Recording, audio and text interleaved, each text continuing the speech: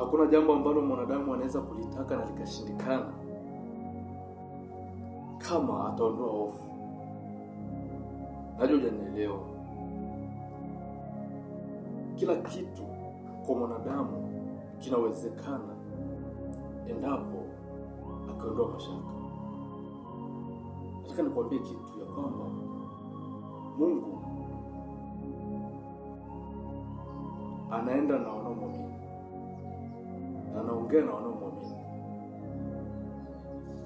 Maana maandiko yanasema, lakini pasipo imani hatuwezi kumwelekea Mungu. Yaani mtu yeyote anamwendea Mungu lazima amini huyo Mungu yupo, na lazima amini huyo Mungu hutoa thawabu kwa wale wanaomtafuta. Ndio maandiko yanavyosema. Kwa hiyo jambo lolote kwa mwanadamu linawezekana kama akiondoa mashaka, kama akiondoa hofu. Na ili uweze kutumika na Mungu lazima uondoe mashaka na hofu.